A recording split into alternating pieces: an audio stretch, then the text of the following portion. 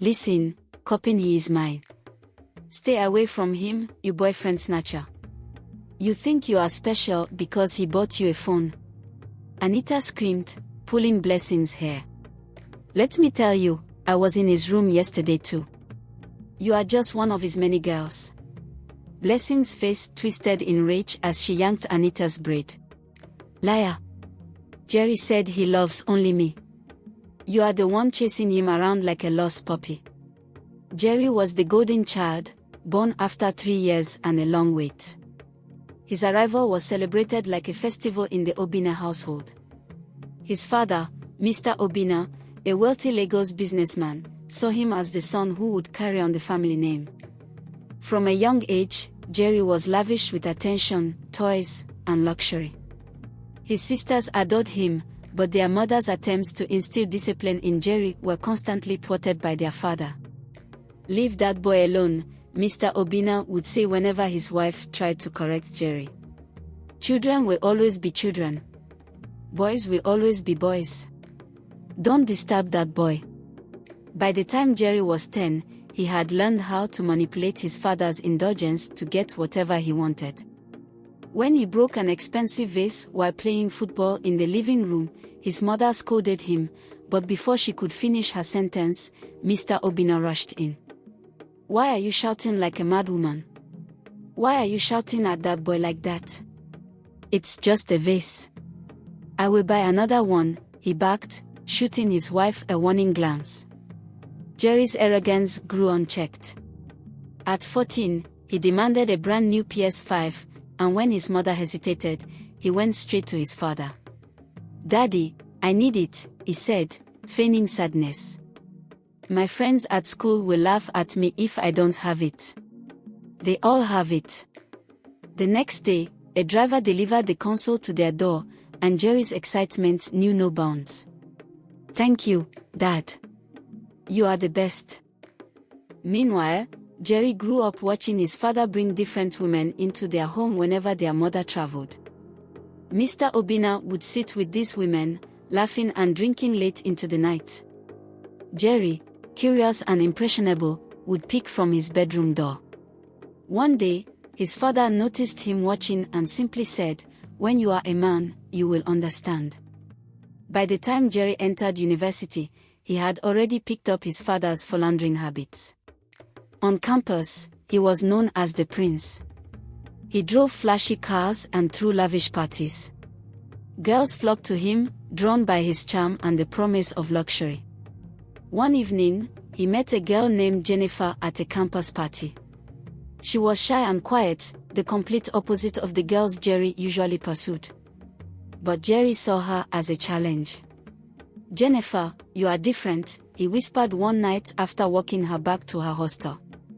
"You are special, and I can see it in your eyes." Jennifer, blushing, tried to resist, but Jerry's persistence wore her down. Within weeks, she was deeply in love, only to find out she was just one of many. A few months later, Jerry graduated from the university, his face beaming with pride as he donned his graduation gown. The ceremony was a grand celebration, and his parents were in high spirits. For Jerry, it felt like a fresh start. He was ready for the next chapter. NYSC, the National Youth Service Corps, a government program that required Nigerian graduates to serve their country for 1 year. The family's home was bustling with preparations. The night before Jerry was set to leave for camp, his mother, Mrs. Obina, sat him down in the living room, her face serious but loving. She had always been the more cautious parent, the one who believed in grounding Jerry with wisdom and life lessons. "Jerry, my son," she began softly, her eyes glistening with emotion. "We thank God for seeing you through the university. It hasn't been an easy journey, but His grace has been sufficient. As you go now to serve your fatherland, remember who you are. Represent this family well and always be on your best behavior. You will meet all kinds of people out there, some will lead you astray if you are not careful. Stand firm, my son, and make us proud." Jerry nodded, touched by his mother's words. "Yes, Mom, I will do my best." Just then, His father, Chief Obinna, strode into the room, his presence as commanding as ever. He chuckled dismissively, shaking his head. "My wife, what are you even saying?" he said, his voice laced with a mix of irritation and pride. "Are you trying to say our son is not well-mannered?" "Hubba, Jerry is my son. He has my blood. Do you know what that means? He is already a man of honor. He doesn't need all these lectures." Mrs. Obinna frowned slightly but remained composed. "My husband, it's not about doubting his character.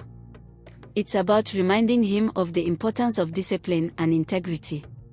The world out there is different from the comfort of his home." Chief Obinna waved her off with a laugh. "My wife, you worry too much. Jerry knows how to handle himself, don't you, my boy?" Jerry, caught between his parents, nodded awkwardly. "Yes, Dad." His father clapped him on the back, his booming voice filling the room. "That's my boy. Remember, you are an Obinna. No one messes with you. Enjoy your time there and make connections." The next day, Jerry set out for his NYC camp. Afterward, he was posted to a prestigious all-girls secondary school as a mathematics teacher. On his first day, the principal, a stern but friendly woman, introduced him to the students during assembly. "SS2 and SS3 ladies, this is Mr. Jerry, your new mathematics teacher. I expect you to give him your full respect and attention." The girls whispered among themselves, eyes wide with excitement.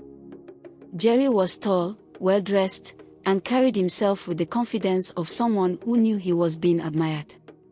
During his first class, Jerry noticed a group of girls giggling and whispering at the back. One of them, Jennifer, was particularly bold. She often stayed behind after class, asking questions that had little to do with mathematics. "Sir, do you have a girlfriend?" she asked one day, her eyes sparkling with curiosity. Mischievously, Jerry smiled. "Focus on your studies, that's what's important," he said, but his tone was playful, encouraging her attention. Jerry quickly learned which girls were vulnerable. He would compliment them subtly, offer them gifts, and give them extra attention during class. He knew the exact words to make them feel special. "You are so smart," he would say. "You remind me of someone I care about deeply." As weeks turned into months, some of the more audacious students began to linger around him after classes. They would giggle at his jokes, offer to carry his books, and compliment his outfit. It wasn't long before a few of them started making excuses to visit him at the Corper's lodge. Jerry, flattered by the attention, found it hard to resist. One day after school hours, Ada, a bold and striking senior student, knocked on his door under the pretense of needing help with her homework. Jerry let her in, and soon the conversation shifted from academics to more personal topics. Ada, emboldened by his receptive nature, stayed longer than necessary, eventually offering to cook for him. "Jerry, you are too fine to be eating all this canteen food," she teased, wrinkling her nose at the half-eaten plate of beans on his table. "Let me cook you something better, something you will never forget." Before Jerry could object, Ada had already rolled up her sleeves. She spent the next hour whipping up a delicious pot of jollof rice, filling the small room with its tantalizing aroma. The following day, another senior, Chioma, found her way to his room. Unlike Ada, Chioma was quieter, her charm lying in her shy smile and gentle demeanor. She offered to tidy up his room, folding his clothes neatly and even sweeping the floor. "You shouldn't live like this," she said, laughing softly as she straightened his bed. "Let me help you keep things in order." Soon, it became a routine. After school hours, girls would take turns sneaking into his room. Some would bring him snacks, others would do his laundry, and a few, like Ada, made it clear they were interested in more than just being helpful. They saw Jerry as a prize, a secret conquest they could boast about in whispers among themselves. Jerry, caught up in the attention and flattery, began to enjoy the arrangement. He justified his actions by telling himself it was harmless. After all, they were the ones coming to him. But with each visit, the line between teacher and students blurred further. The girls, especially the seniors, became more daring. They would laugh and chat loudly in his room, barely bothering to hide their presence. One evening, after most of the staff had left the premises, Ada stayed behind longer than usual. She sat close to Jerry, her hands casually brushing against his as they talked. "You know you are the most popular teacher in school, right?" she said, her eyes twinkling with mischief. Jerry chuckled, leaning back in his chair. "Is that so? I hope it's for the right reasons." Leaning in closer, her voice dropping to a playful whisper, Ada said, "Of course, but you know some of us seniors don't mind keeping your room clean and your heart warm." Jerry laughed nervously but didn't push her away. Before he could say anything, Ada planted her lips on his, and they both lost themselves in the moment. The thrill of their forbidden romance was intoxicating, and he couldn't deny that he liked what just happened. Don't forget to subscribe to our YouTube channel and turn on your notification for part 2. Bye for now.